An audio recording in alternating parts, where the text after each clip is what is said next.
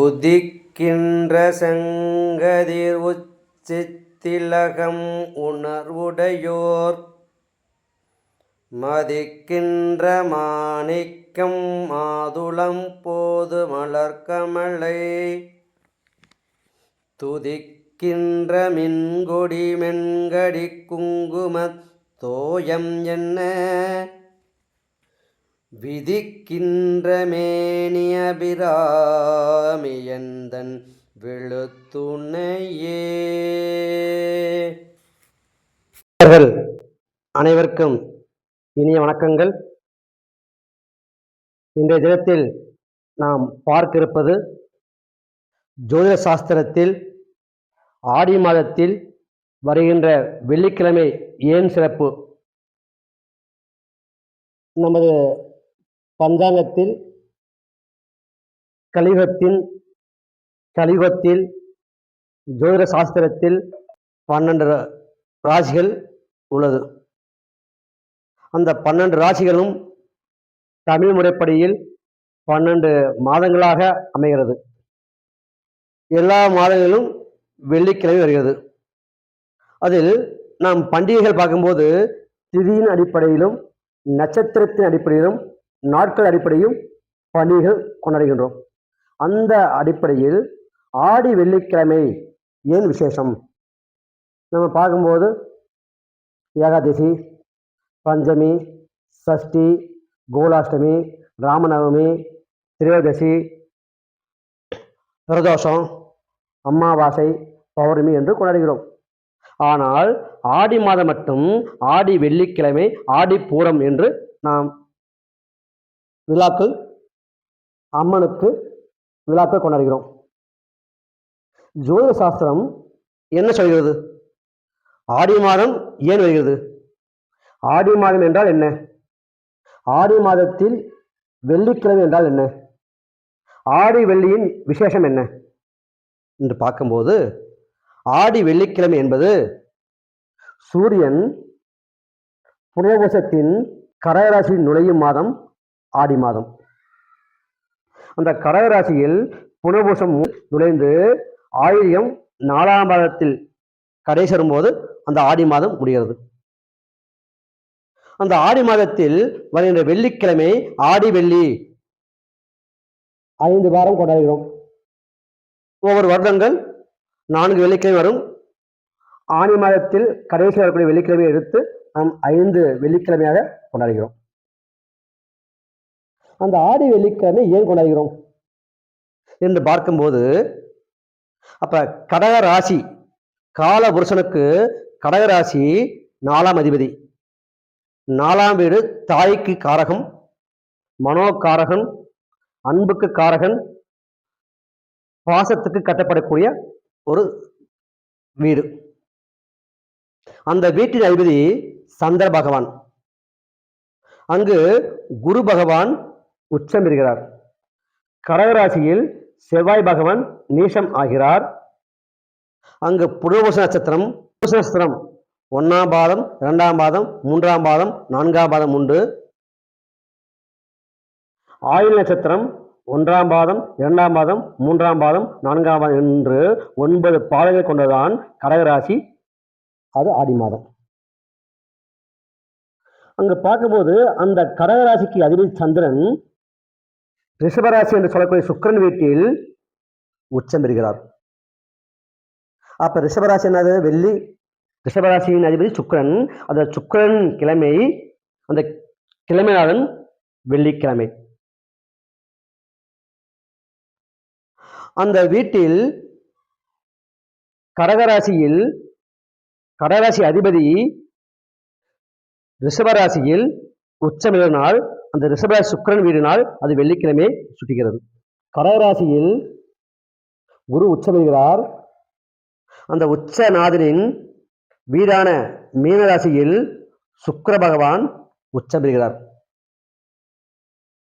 அந்த குரு உச்சம் பெறக்கூடிய கிரகத்தின் வீட்டில் சுக்கிரன் உச்சம் பெறுவதனால் அங்கு சுக்கிரன் வெள்ளிக்கிழமை சுட்டுகிறது.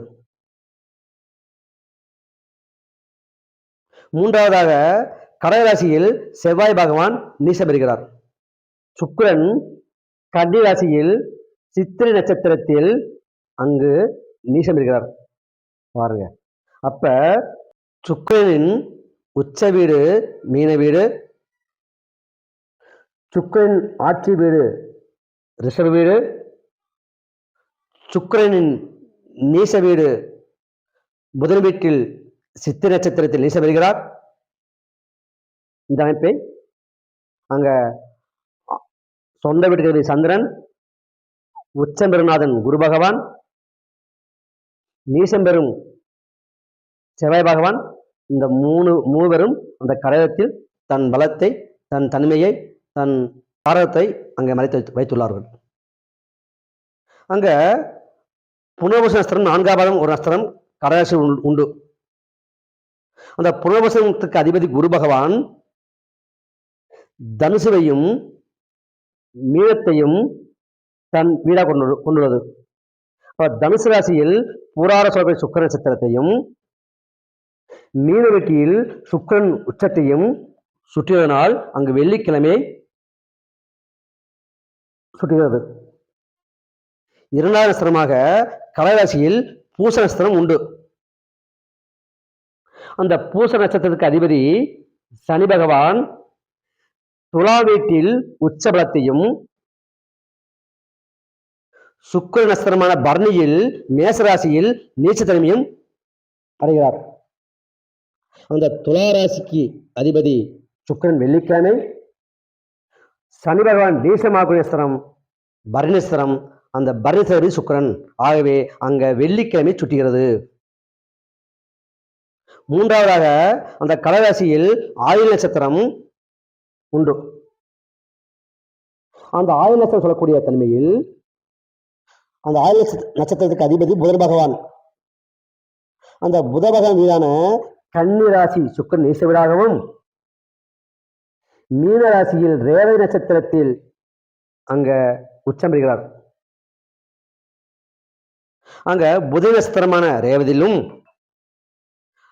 தன்னியான கன்னியில் சுக்கிரன் நீசமும் பெறுவதனால் அங்கு சுக்கிரன் வெள்ளிக்கிழமை சுட்டுகிறது. அப்ப இந்த சுக்கிர பகவான் ஆட்சி, உச்சம், நீசம், மூலத்திரிகோணம். அப்ப புத நட்சத்திரமான ரேவதில் சுக்கிரன் உச்சம், செவ்வாய் நட்சத்திரமான சித்திரையில் சுக்கிரன் நீசம், துலா ராசியில் சனி உச்சம், மேசராசியில் பரணி நட்சத்திரத்தில் சனி நீசம், ரிஷபராசியில் சந்திர உச்சம். ஆகவே இந்த ஆடி இந்த கடகராசியில் சூரியன் வந்து அந்த புனர்பூசம் 4ஆம் பாதம், பூசம் 4 பாதம், ஆயுத 4 பாதங்கள் இந்த ராசியில் அங்க சந்திரன் வீடாகவும், குருவின் உச்ச வீடாகவும், செவ்வாய் நீச வீடாகவும், குரு நஸ்திரமாகவும், சனி நஸ்திரமாகவும், புத நஸ்திரமாகவும் இருப்பதனால் இந்த தன்மையில் அங்க சுக்கிர பகவான் தன் ஆதிக்கத்தை தன் கண்ட்ரோல் வைப்பதனால் அந்த ஆடி வெள்ளிக்கிழமை விசேஷமானது என்று இந்த ஜோதிட சாஸ்திரம் கூறுகிறது. ஆகவேதான் இந்த 12 மாதங்கள் சித்திரை, வைகாசி, ஆனி, ஆடி, ஆவணி, புரட்டாசி, ஐப்பசி, கார்த்திகை, மார்கழி, தை, மாசி, பங்குனி, சித்திரை என்று சொல்லக்கூடிய இந்த 12 மாதங்களில் அந்த 12 மாதங்களில் வெள்ளிக்கிழமை வருது. ஏன் அந்த வெள்ளிக்கிழமை எடுத்து கொண்டாட மாட்டேங்கிறோம்? ஏனென்றால் இந்த தனிமையில் ஆடி மாசம் சொல்லக்கூடிய சந்திரன் வீடு அது கடகராசி, அங்கு சூரியன் வரும்போது அந்த சுக்கிரனின் பலத்தை இந்த 5 கிரகங்கள் கூட்டி இருப்பதனால் அந்த ஆடி வெள்ளிக்கிழமைக்கு விசேஷம். ஏன் ஆடி வெள்ளிக்கிழமையில் அம்பாளை கொண்டாடுகிறோம்? காலவசனுக்கு கடகராசி தாய்மை ராசி, தாய்மை தன்மையை உணர்த்துபவள், இரக்கமுள்ளவள், கற்பனை கொட்டி கொடுப்பவள், உணர்ச்சியை காட்டக்கூடியவள். இந்த தன்மையில் அங்க தாய்மை தன்மத்தை ஒரு தாய் எப்படி தன் குழந்தையை அரவணைத்து கட்டி காத்து பாதுகாத்து ஒரு அரணாக திகழ்வாளோ அந்த ராசி கடகராசியில் அமைந்ததனால் அந்த ஆடி வெள்ளிக்கிழமையை விசேஷமாக நாம் கொண்டாடுகிறோம். அந்த அடிப்படையில் தான் ஆடி வெள்ளிக்கிழமை என்று ஜோதிட சாஸ்திரம் இந்த ஆடி வெள்ளிக்கிழமை பற்றி சொல்கிறது. இந்த ஆடி வெள்ளிக்கிழமை பற்றி இன்னும் இந்த கடகராசியை பற்றி இந்த ஆய்வுகள் நிறைய சொல்லலாம். இதில் ஒரு சில தனிமையை வைத்தான் சொல்லிட்டு இருக்கேன். இதை பற்றி சொல்லணும்னா இன்னும் ஏற்பட்ட விஷயம் சொல்லலாம். அந்த அமைப்பில் அடுத்த தொகுப்பில் ஆடி வெள்ளிக்கிழமை மகத்துவம் என்ன என்பதை பற்றி பார்ப்போம்.